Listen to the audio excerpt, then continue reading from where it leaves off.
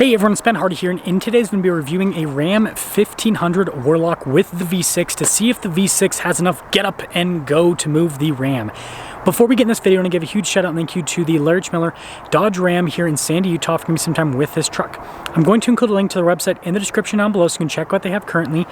And then on a side note, if you want to save time and money the next time you purchase a car, link to my car buying guide in the description down below. Let's get into it.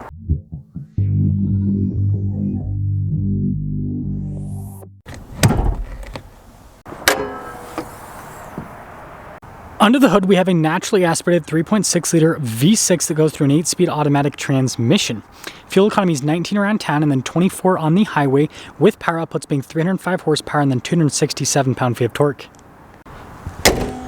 Now, before we move forward with this review, I do want to mention if you want to see more videos just like this, then I recommend you subscribe because I post content every single day. Now, I've already done a review on the Warlock, so I'm just going to point out some cool elements. So you can see the badge here on the side has been blacked out, and because it's just the V6, it only says e-torque. And then you can see the headlight bezel also blacked out. Same thing with the grille here.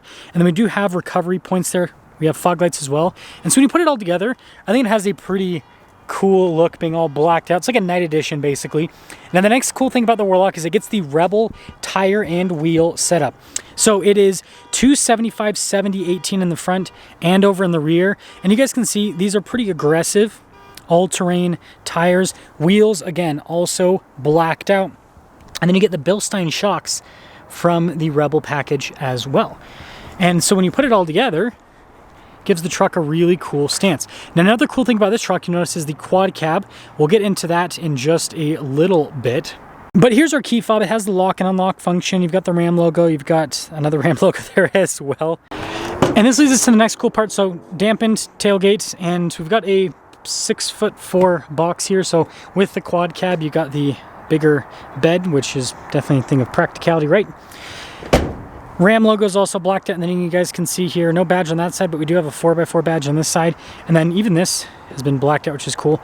Got the Warlock logo right there. And then you can see the body painted bumper at the, well, actually it's not body painted. It's kind of got like a satin finish on it, but I mean, it's so close to the granite crystal that it looks like it's pretty much body painted. But anyways, let me guys think about the looks on the exterior of this truck. And then I'm sure you guys are wondering about the quad cab. So hard touch, even though it looks like it would be padded right there.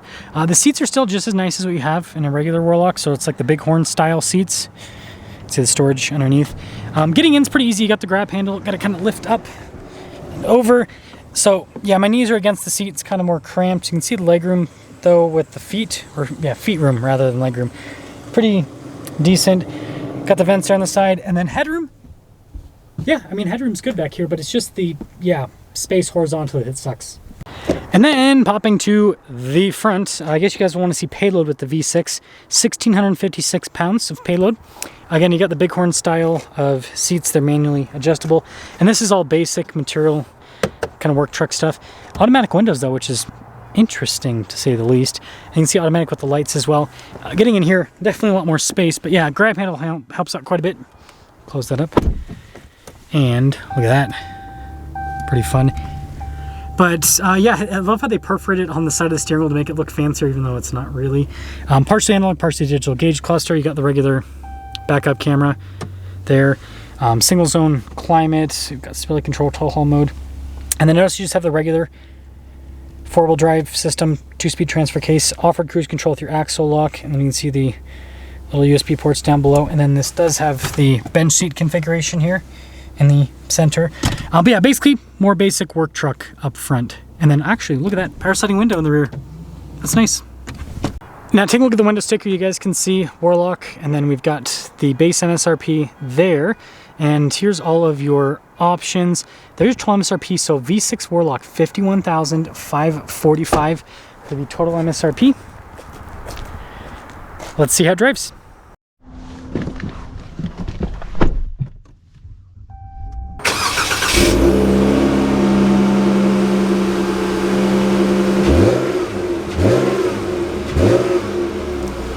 Well, let's talk about visibility before we set off. Here's visibility of the hood, both of the mirrors, do a blind spot monitoring, do the rest of the rear, and let us set off. So I've already reviewed the Warlock, but I figured that you guys might want to see this review because this is a quad cab And then it's got the V6, which I don't think I've done a V6 review for 24. Maybe I have, maybe I haven't. Don't think I have.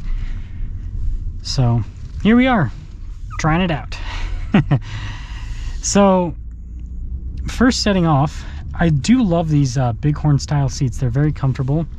I think that's always been a big plus with the Tradesman, and then obviously the Warlock, which is built off of the Tradesman interior wise, is I still have really comfortable seats even though this is a work truck. So that's a big positive. Now, setting off, you do get a little bit more noise from the all-terrain tires. It's not bad. Still a comfortable ride. That's nice. V6 doesn't seem to be struggling so far at all. So I think that's a plus. And, you know, aside from that, it seems pretty well insulated in here. Man, we are not getting lucky with this at all. Where is all this traffic coming from? This is not supposed to be a busy road. And yet, there's tons of people. It seems like it's got pretty decent low end torque. What I will say, if you guys want to see a comparison between this and the 5.7 Hemi, let me know in the comment section below and I can put that together. Smooth. I like the steering too. Good turn in.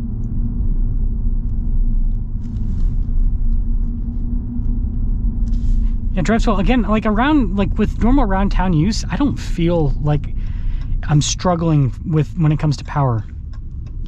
I don't feel like it lacks power. So I think that's a big plus so far.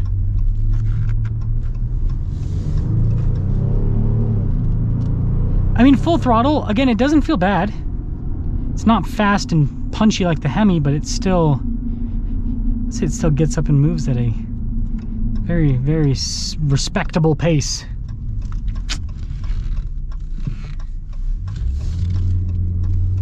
It's got a good little punch to it.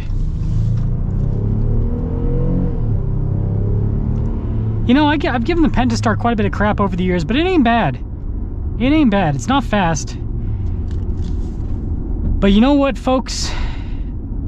It gets the job done. It gets the job done.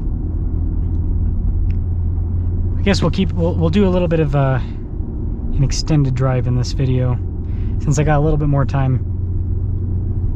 I don't think it sounds bad either. I think it's got a pretty good sound to it. And this is the engine that'll still be around for 2025. If you don't know, they're killing the Hemi and they're doing the Hurricane 2025 engine-wise. But they'll still do the Pentastar V6, so you'll either be able to choose between an inline 6 or a V6. Kind of interesting, right? Yeah, you know what? Maybe I'm just getting old and boring, but this ain't bad. I mean, it would definitely be a bit of a struggle if this had a big old trailer behind it. But outside of that, I don't know, it's just I'd say it's a pretty pleasant experience.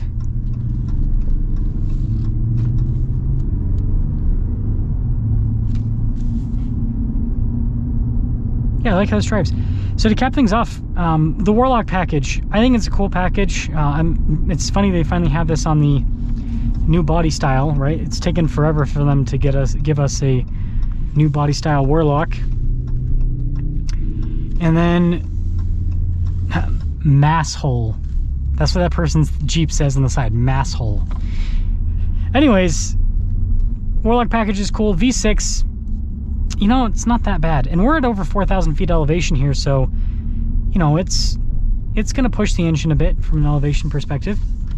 So let me know what you guys think about the Pentastar V6 in the Ram 1500. And let me think if there's anything else that would be... Yeah, let me know if you guys want me to do a comparison with this versus the Hemi.